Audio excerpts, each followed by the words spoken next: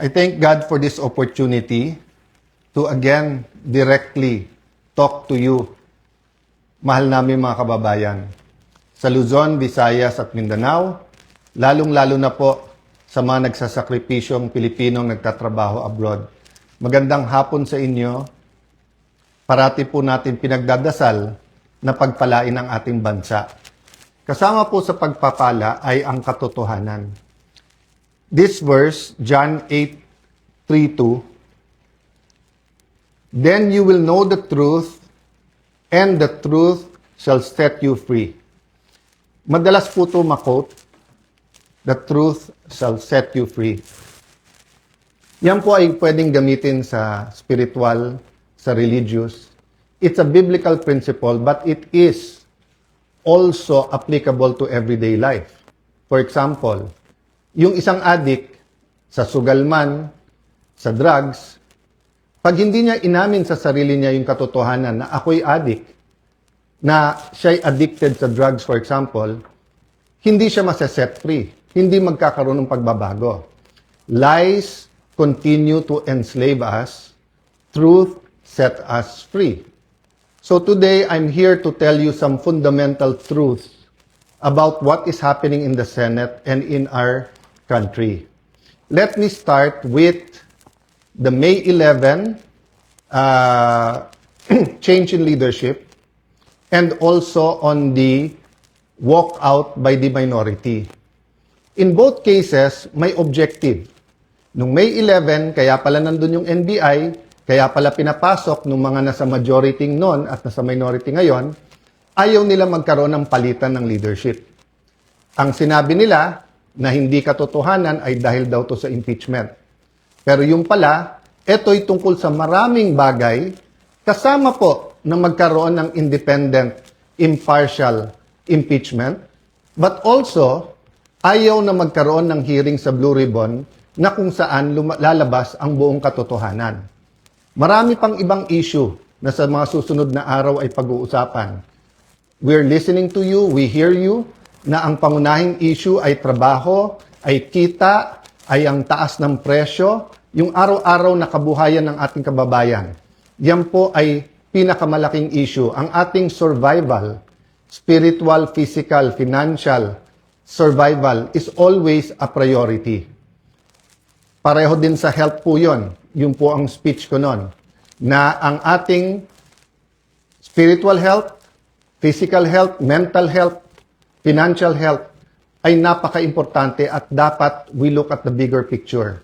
Pero tignan nyo po, para siguraduhin na mapagsilbihan kayo ng bagong majority, we want to make sure that kahit anong gawin ng outside forces, maging administrasyon o yung 11, nandyan yung 13 or at the very least 12 para yung sinasabing subukan naman natin ito.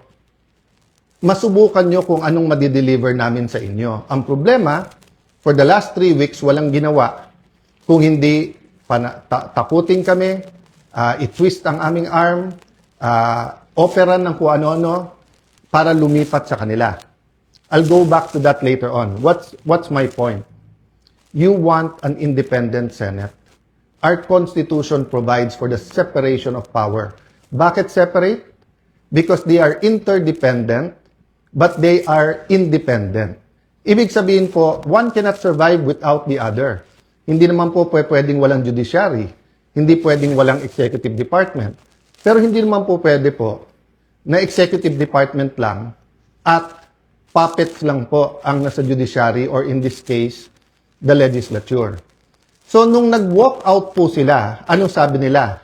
Na utakan ang majority, na gamit ang rules ng minority. Ang sabi nila, master ang play ni Senator Tito Sotto dahil alam niya yung rules. Ayaw po nila na magkaroon ng online dahil sa bibig na rin nilang nanggaling. Sabi nga nila, ang isda sa bibig ng gagaling, may ikukulong daw. Bakit nila alam yung timing sa kulong? Sinabi ni Senator Jinggoy, hindi lang ngayon nangyari sa kanya yan, since February. Wala na daw kaso, pag siya po ay sumunod sa kanila. In this case, lumipat. So sabi ni Senator Jinggoy, sa susunod na kabanata na lang, sasabihin niya po or sa kanya niya sasabihin kung ano ebidensya niya kung sino-sino. Hindi hearsay sa akin to dahil napakinggan ko yung ilan nilang conversation.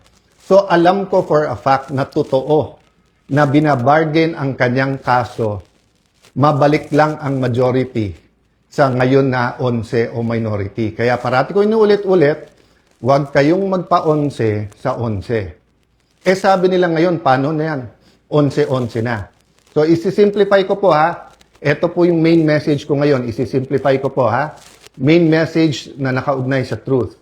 Truth. Nag-walk out sila dahil ayaw po nila na makaboto yung ilan naming mga kasama. Yun po, sa kanila mismo nanggaling yon. Objective ng walkout nila, sila ang maging majority. So ngayon naman po na walang quorum at walang session yesterday and today, may kasamang mga protesta yon. Protest against a puppet Senate na gusto nila. But it is also a parliamentary tool to ensure na tuloy ang Blue Ribbon hearing sa Thursday. Ulitin ko po ha. Ginamit nila yung parliamentary tool na walk out para po hindi matuloy ang pag-change ng rules. So ngayon po ang majority, ginagamit din po ang rules sa tama, morally, legally, to ensure na hindi agawin ang mga committees para po matuloy ang hearing ng Blue Ribbon sa Thursday at ang iba't iba pang mga importanteng hearing sa bawat committee. Yes, you heard me right. Sa kanilang official or unofficial spokespersons, no? Meaning sila mismo or yung mga avatar nila or yung mga vloggers, formal, informal, PR spokesperson ang nagsabi na sa 11-11, umabsent lang yung isa, mag-abstain lang yung isa, they can move. Sabi po sa isang pahayag o isang vlog at sa iba pong mga news reports, di ba? Pwedeng maging lame duck Senate President, si Alan Cayetano. Taga-Taguig at Pateros po kami. Kahit lame duck, lumalaban pa rin. No? So, alam po namin plano nila. Ang plano nila, abangan, tanggalin ang mga committee sa legitimate majority. Why do I say legitimate majority? In a completely independent Senate, 13 is 13. Kahit nasa abroad, kahit fugitive, kahit na nakakulong. In a democracy, you cannot say, I love democracy. Tapos pag minority ka, gusto mo, ikaw masunod. Pag minority ka, you have a moral influence to try to influence the majority. But you cannot supplant your decision for the decision of the majority. We have the majority. 13 elected senators out of 24. Actually, 14 kami, na-pressure nila yung isa. In the future, I can show you paano siya tinakot and I can show you kasama talaga namin. Ang problema nga tinakot at ang pagpihit ngayon pagkakulong ni Senator Jinggoy ay ginagamit nilang panakot sa iba. Don't get me wrong, ha? I'm not blaming the Sandigan Bayan or the law or legal processes. I'm saying later on it will be revealed that they abused the Blue Ribbon Committee. They abused, di ba, yung paggamit sa investigation ng DOJ at Ombudsman. I won't go there right now because I want everyone to fully understand the situation. The situation now is that we want an independent impeachment. Magaganap po yan. Walang mga scheme, sinister plot. Basta kung anong ebidensya, lalabas yung ebidensya, and I will correct kung totoo yung reports about one senator na pag sila daw majority, malalatag nila ebidensya. Hindi po. Ang prosecution dapat ang lumatag ng ebidensya nila to convict. Ang defense ang dapat lumatag ng ebidensya nila para ma-acquit. Ang senator judges ay dapat mag-examine ng mga ebidensya. Okay?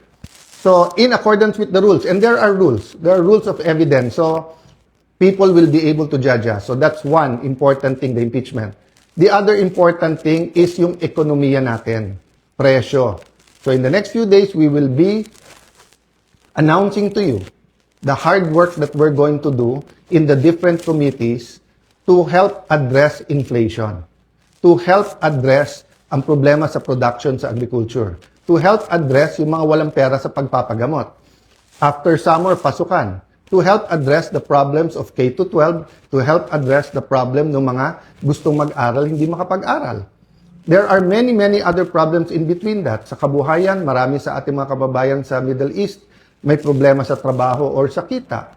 Marami sa ating importers sa taas ng dolyar ngayon, nahihirapan. So napakaraming problema. But if we allow the flood control issue, the biggest corruption issue in our history, to go unchecked, let me throw you this question. Alam niyo na ba kung ano talaga ang scheme o scam sa flood control? Ilan ba talaga ang ghost? Ilan ang hindi ghost? Ilan ang substandard? Bulacan lang ba? O maraming lugar sa ating bansa? Senador lang ba? May congressman? May cabinet member ba? May mastermind ba o wala? Ano yung real numbers?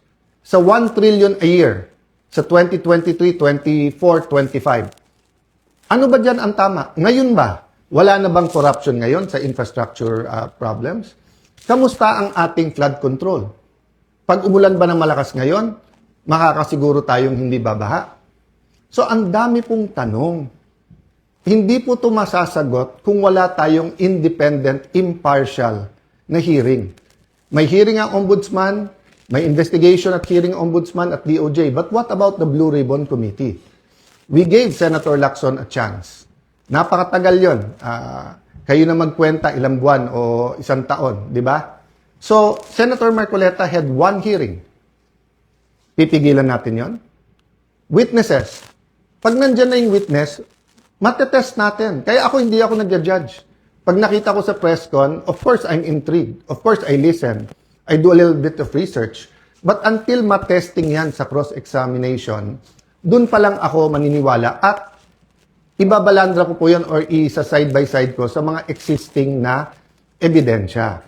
So again, ulitin ko po ha, kailangan tignan po natin nangyayari sa Senado sa mas malaking konteksto ng katotohanan. Gusto ba natin na ang Senado ay maging kasangkapan, ay gamitin, no? Para ilabas ang totoo? O ito ay kasangkapan para itago ang totoo? Is the Senate for truth or not? Now, it's quite unique if you say that the number now is 11-11. So, what's important for me is we don't have a puppet or dependent Senate. And what's important to me is that on Thursday, matuloy ang Blue Ribbon and tumuloy-tuloy yung iba't ibang mga committee. So, we will keep you updated. There are many questions, there are many issues. Sa mga kapatid natin sa media, send your questions sa akin, MRO. This afternoon, I might answer some. If not, tomorrow, Thursday, Friday, I will be answering one by one all of those questions. But for today, I want us to all ask, hindi ba when we passed the 1987 Constitution, ang isang basic principle doon, katotohanan? Di ba nung nagkaroon ng EDSA 1 at 2, katotohanan? Pinakamalalaking skandalo sa buong mundo, Watergate. It's about truth, katotohanan. Ngayon, lahat ng propaganda sa Iran, sa Israel, sa US, presyo ng langis. Hindi ba ang isang issue dyan, katotohanan? Ano ba ang truth tungkol sa lahat na to? Ang corruption sa ating bansa ay hindi mabibigyan ng lunas kung walang pagbabago. At walang pagbabago kung hindi tayo magsisimula sa katotohanan. So I challenge all senators, both from the minority and majority, what's more important to us? Position, wag mabanggit yung pangalan natin, wag tayo makasuhan, malapit tayo sa administrasyon, 2028 may ambisyon. If you say you love the country, then why not fight for it? And you know, you may say a lot of things about Senator Jinggoy. You may talk about his past. But I will reiterate, I am a witness. Narinig ko yung mga offer sa kanya. Wala ka ng kaso, wag ka lang kakalas. Nung una, wag ka sumama dyan kay Senator Loren. Ngayon naman, kumalas ka at join the minority. The minority senators knows this. So stop lying. You know this. Some of you are using it in talking to us. O, sabi ko naman sa inyo, no? Pumili tayo ng 13, I'm ready to go anytime, any day. Basta't may 13 na. Show me 13, wala nang problema. Ang pakiusap ko lang, let that be 13 that are fighting for the truth. So that the truth can finally said, the truth can finally set all Filipinos free. God bless you. God bless the Philippines.